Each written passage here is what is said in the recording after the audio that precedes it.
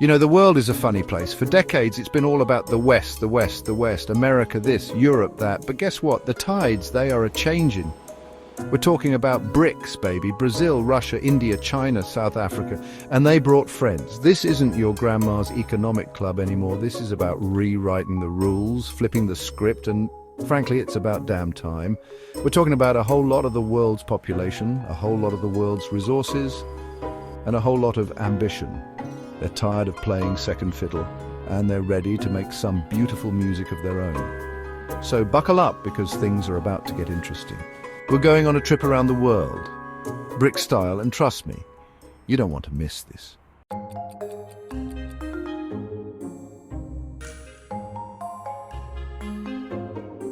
Let's rewind for a second.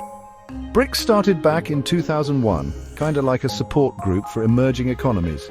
You had Brazil with its rainforests and resources, Russia with its energy prowess, India booming with tech and people, China, the factory of the world, and South Africa, the gateway to the African continent. They looked around and thought, hey, maybe we can do this whole global economy thing together. And you know what? They were right. They started talking trade, development, challenging the big boys club, you know, the usual. But then 2023 rolled around and things got really spicy.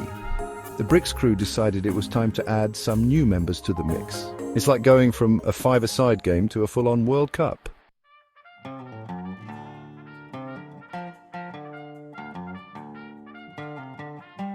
First up on our BRICS World Tour, Brazil. Now, when you think of Brazil, you might think of carnival, beaches, maybe a little soccer.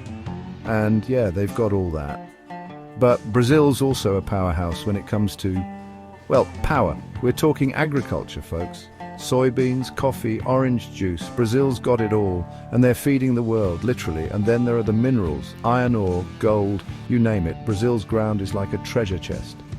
So, it's no surprise that Brazil's looking to diversify its trade partners, because playing the field, my friends, is always good business. But Brazil's not just looking out for number one, they're also stepping up as a leader in Latin America.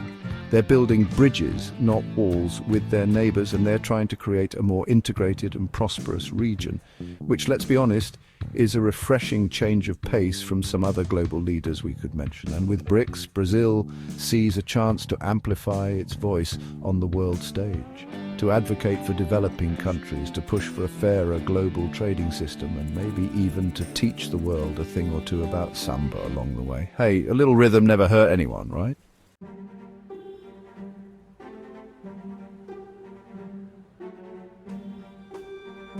All right, folks, let's talk about Russia.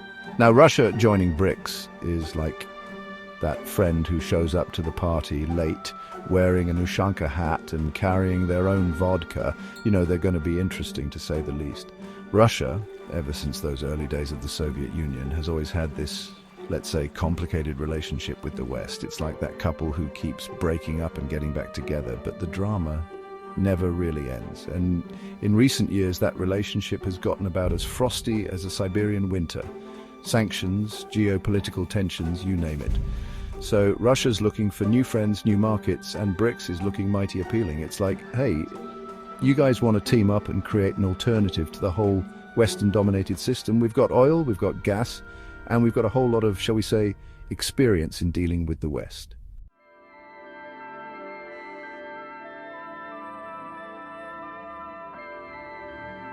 Next up, we've got India, the land of Bollywood, butter chicken, and a billion people trying to figure out how to get ahead in the 21st century. And let me tell you, India is not afraid of a challenge. They're like that friend who can ace a math test and then bust a move on the dance floor without breaking a sweat. They're ambitious, they're driven, and they're not afraid to hustle. But here's the thing. India's got this giant neighbor to the north, China, who also happens to be a BRICS member and a major economic powerhouse. It's like living next door to your super successful, slightly intimidating cousin. So India's trying to find that sweet spot, that balance between cooperating with China within BRICS, while also asserting its own independence and influence on the world stage. It's a delicate dance, but India's got the moves. Now, one of India's biggest assets is its booming tech sector. From Bangalore to Hyderabad, these guys are churning out software engineers and tech startups faster than you can say namaste. And they're not just coding for Western companies anymore. Indian tech companies are becoming global players in their own right, challenging Silicon Valley's dominance. But there's another thing India's really keen on: moving away from the US dollar. They're tired of their economy being at the mercy of the American dollar's ups and downs. So they're looking at alternative currencies, exploring local currency settlements, and basically saying, hey, world, we need a more diverse and resilient financial system. And you know what?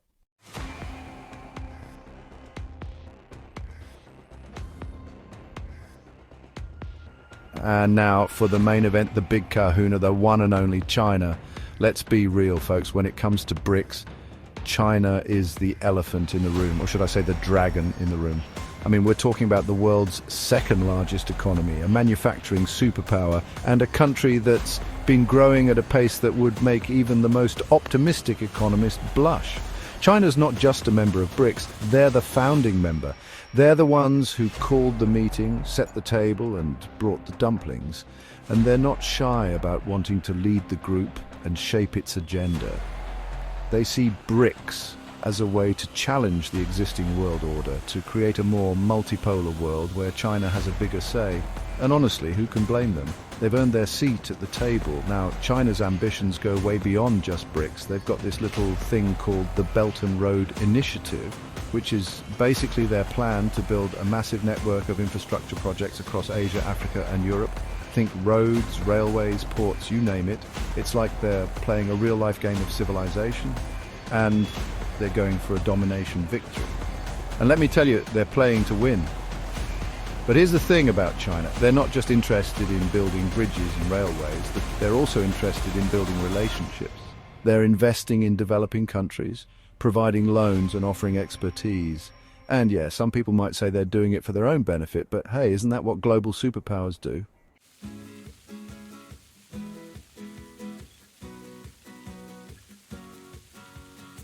All right, let's talk about South Africa. Now, they might not be the biggest economy in BRICS, but they're like the cool cousin everyone wants to hang out with. Why? Because they're the gateway to the whole African continent. And when you're talking about emerging markets, you better believe Africa is the place to be. We're talking about a continent with vast natural resources, a young and growing population, and let's be honest, some of the most beautiful landscapes on Earth. South Africa, being the powerhouse it is perfectly positioned to connect BRICS to all of that.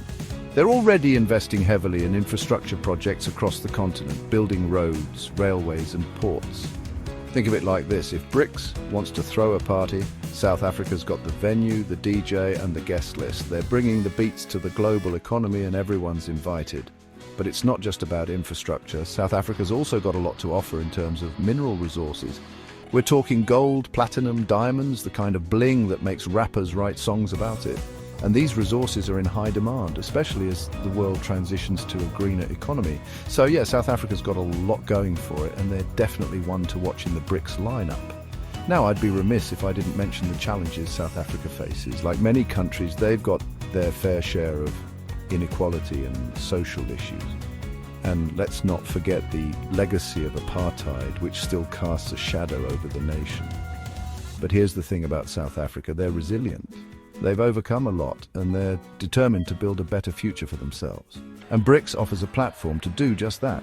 By working together with other emerging economies, South Africa can leverage its strengths and address its weaknesses. It's like a group project, you know, you team up with the smart kids, you share your resources and you help each other out, and who knows, maybe by the end of it you even learn a thing or two. That's the beauty of BRICS. It's not just about economic dominance, it's about cooperation, collaboration, and creating a more equitable world order. And South Africa, with its unique history and strategic importance, has a vital role to play in making that happen.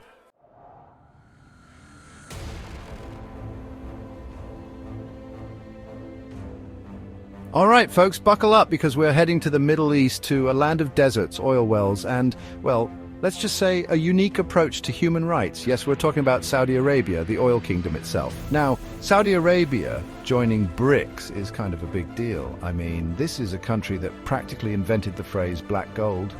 They've got more oil than a teenager's face on pizza night, and they know how to use it. For decades, they've been the kingpins of OPEC, controlling the global oil market like a boss. But lately they've realized that putting all your eggs in one basket, even if it's a really, really big basket full of oil, might not be the best strategy. That's where BRICS comes in. See, Saudi Arabia wants to diversify its economy. They're tired of being known as just the oil guys. They want to be the oil guys who also have a thriving tech sector, or the oil guys with a booming tourism industry, mix it up a little. And that's where their super ambitious plan, Vision 2030, comes in. It's like their national to-do list, except instead of clean your room and take out the trash, it's things like build a futuristic megacity and become a global investment powerhouse. Ambitious, right? Now, some might say it's like trying to teach an old camel new tricks. But hey, I'm all for ambition, and joining BRICS could be a smart move. They get access to new markets, investment opportunities, and a chance to rub shoulders with other emerging economies.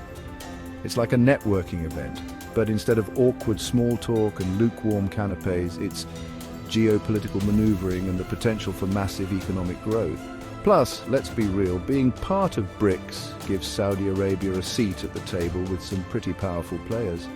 They get to have a say in shaping the global order, which is something they've always wanted. So, yeah, Saudi Arabia joining BRICS is a big deal, not just for them, but for the whole world. It's a sign that the global power dynamics are shifting, and things are about to get very, very interesting.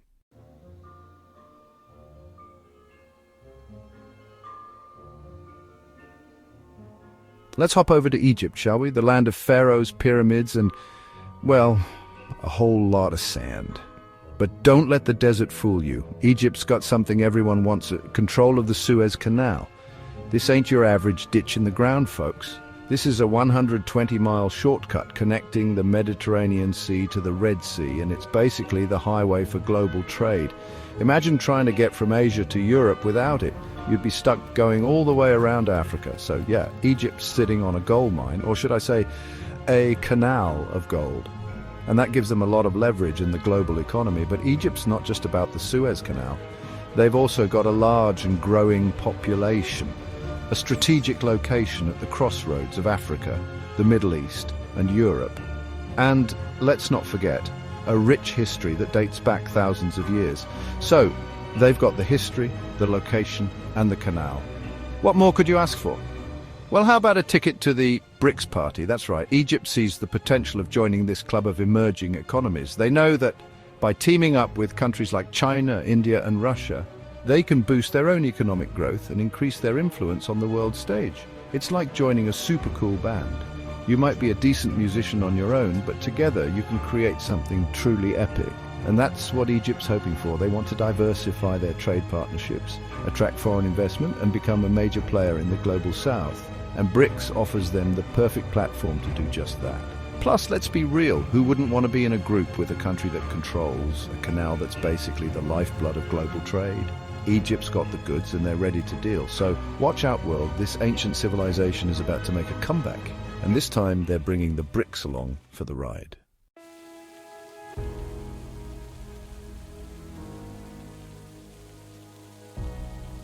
All right, folks, next up on our BRICS World Tour, we're landing in the United Arab Emirates. Now, when you think of the UAE, you probably think of towering skyscrapers, luxurious shopping malls, and maybe even a falcon wearing a tiny diamond hat. And you wouldn't be wrong.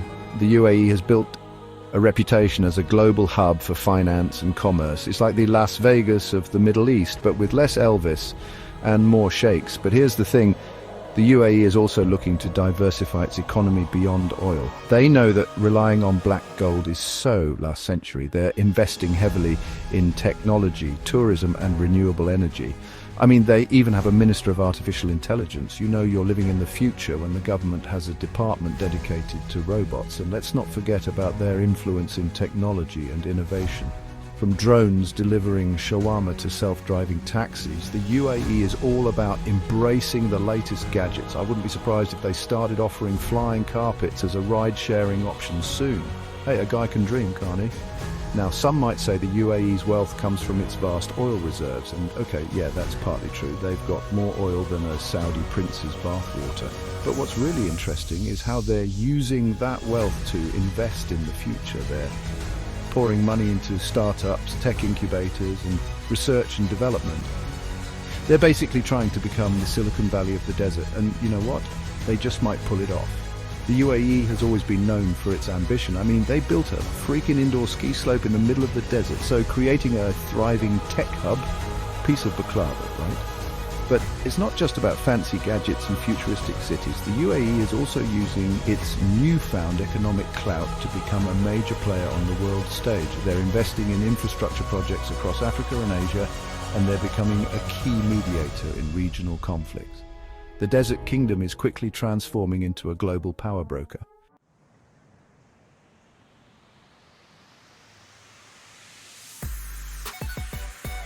All right, folks, let's talk Ethiopia. Ethiopia is quietly becoming Africa's rising star, known for marathons, yes, but there's more. With the second largest population in Africa, it's attracting global investors. Think of Ethiopia as that friend who suddenly made it big. Now, they're all about economic growth. Joining BRICS is a big deal. It gives them a seat at the table with the world's biggest players. Ethiopia is known for its coffee, but it's about so much more. Agriculture, manufacturing, and untapped potential. Infrastructure is a challenge. China's Belt and Road Initiative is helping, connecting Ethiopia's economy to the world. Keep an eye on Ethiopia, folks. They might be the new kid on the BRICS block, but they're coming in strong.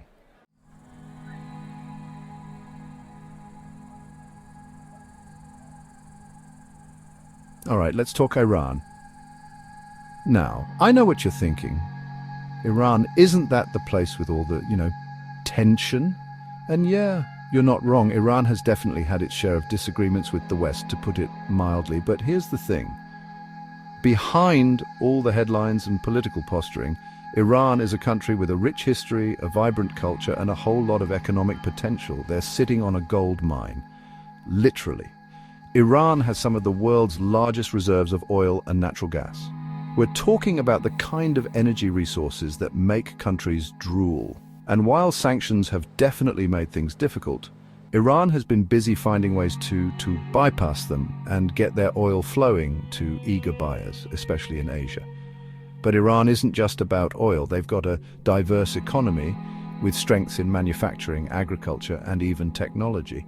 And with a young, educated population, Iran has the potential to become a major player in the global economy. Now, Iran hasn't exactly been welcomed with open arms by the West. Sanctions, political pressure, you name it, they've dealt with it all. So it's no surprise that Iran has been looking for new friends, and they've found some pretty powerful ones in Russia and China. Russia and China see Iran as a key strategic partner in the region. Russia needs markets for its energy exports, and Iran needs a friend who can help them stand up to Western pressure. It's a match made in, well, maybe not heaven, but definitely a match made in geopolitics. And then there's China, with its insatiable appetite for energy and its Belt and Road Initiative. Iran sits right in the heart of that initiative, offering a land bridge between Asia and Europe. For China, investing in Iran is a no-brainer. It's like finding a shortcut on your way to a buffet. You're definitely taking it. So, with new friends, new alliances, and a whole lot of economic potential, Iran is making some bold moves. They're not afraid to stand up to the West, and they're definitely not afraid to forge their own path in the world.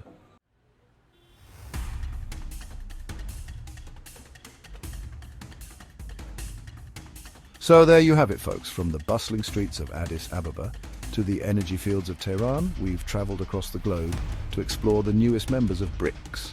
And let me tell you, this ain't your parents' BRICS anymore. This is BRICS, reloaded, expanded, and ready to shake things up on the world stage. We're talking about a group of countries with diverse economies, massive populations, and a whole lot of ambition.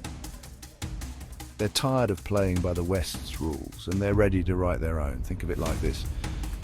For decades, the global economy has been like a party hosted by the West. They set the rules, they controlled the guest list, and they definitely ate most of the snacks. But now BRICS is here, and they're bringing their own playlist, their own snacks, and they're ready to party their way.